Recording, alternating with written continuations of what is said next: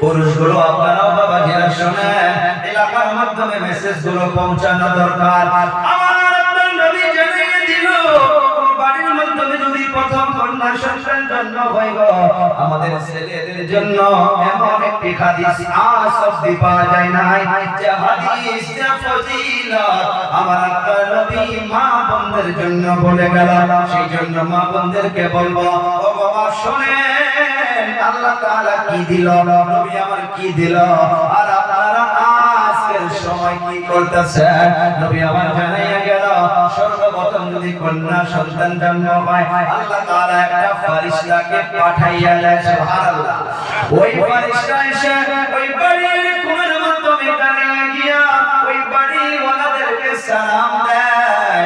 সালামটা দেওয়ার পর ওই ফেরেশতা ওই মেয়েটির ওই কন্যা সন্তানের মাথার নিকটে বসিয়ে যায়, আর নূরানিওয়ালা হাত দিয়া ফেরেশতা নূরের তৈরি ওই নূরওয়ালা হাত দিয়া ওই বাচ্চাটার মাথাটা বোলাইয়া দেয়। সুবহানাল্লাহ। আমার আপনার নবী বলে গেল, ও আমার উম্মতের দল শোনো, আমি নবী হইয়া বলে গেলাম, কারো বাড়িতে যদি একটি মেয়ে কন্যা সন্তান জন্ম হয়, আমি নবী হইয়া বলে গেলাম, ওই মা বাবা ওই মেয়েটিকে যদি সুন্দর করে লালিত পালিত করতে পারে, সুন্নত অনুযায়ী বিবাহ দিতে পারে, আমি নবী হইয়া বললাম, ওই কন্যা সন্তানটির জন্য আর ওই কন্যা সন্তানটির মা বাবার জন্য আল্লাহর জান্নাত ওয়াজিব হইয়া যায়। সুবহানাল্লাহ। একজন সাহাবী দাঁড়িয়ে গেল, কথাটা মনে রাখবেন, সুন্নাত অনুযায়ী লালিত পালিত করতে হবে, পর্দার সহিত বড় করতে হবে, সুন্নাত অনুযায়ী বিবাহ দিতে হবে। নবী বলে গেল, তার জন্য জান্নাত ওয়াজিব হইয়া যায়। একজন সাহাবী দাঁড়িয়ে গেল, ইয়া রাসূলুল্লাহ, বুঝলাম একটি মেয়ে থাকলে সেই মেয়ে এবং মেয়ের মা বাবা জান্নাতে যাবে, লেকিন যার বাড়িতে আল্লাহ দুটি কন্যা সন্তান দিবে তার জন্য কি হবে? সাহাবা কেরামদের টার্গেট দুনিয়া ছিল না, দুনিয়া ছিল না। সাহাবা কেরাম এটা মনে করলো, আজ নবী যেটা বলবে গো সেটা তো তাড়াতাড়ি আল্লাহ ফয়সালা করে দিবে। আমার আপনার নবী বলল, প্রশ্ন কি ছিল? দুটি মেয়ে সন্তান।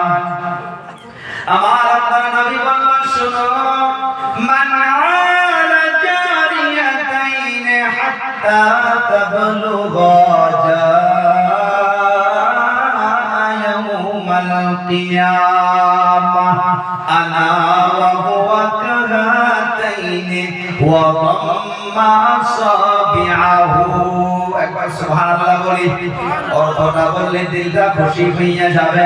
মা বোনগুলো বিশেষ করে অন্তরের কান দিয়া শুনেন, আল্লাহর নবী বলে গেল, যার বাড়ির মাধ্যমে দুটি মেয়ে সন্তান হবে, দুটি মেয়ে আল্লাহ তাআলা দান করবে, ওই দুটি মেয়েটিকে যদি মা বাবা সুন্দর করে লালিত পালিত করতে পারে গো, সুন্নাত অনুযায়ী বিবাহ দিতে পারে, আমি নবী হইয়া বললাম, শুধু জান্নাতে যাবে কথাটা শুধু এমন নয়, জান্নাতে তো যাবেই, মাস্ট বি, জরুরি যাবে, কিন্তু আমি নবী হইয়া বললাম, আনা ওয়া হুয়া কাহাতাইনে ওয়া দাম্মা আসাবিআহু। নবী আমার বললাম, জান্নাতে যাওয়ার পর ওই দুটি মেয়ে আর ওই দুটি মেয়ের মা বাবা কোথায় থাকবে গো?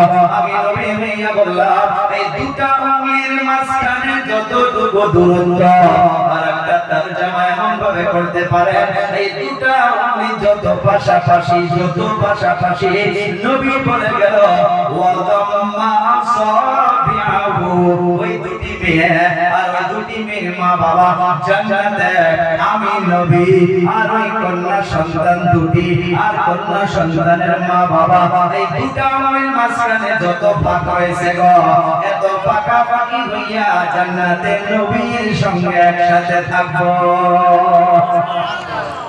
এখন মা বোনগুলো চিন্তা করো, তাদের কিন্তু বেঁচে থাকা অধিকার ছিল না ওই সময়। বাচ্চার জন্য কোন সময় যদি হইয়া যায় তো ভাই মা দাদিমাকে নিকটে বসাইয়া রাখতো, একটা গোত্র খনন করে রাখতো। যদি মেয়ে জন্ম হইতো গো, ওই মেয়েকে নারী কাটার সাথে সাথে ওই মেয়েকে কি তাড়াতাড়ি ধরে ওই গাতের মাধ্যমে পুতিয়া দিয়া তাকে মেরে ফেলা হইতো।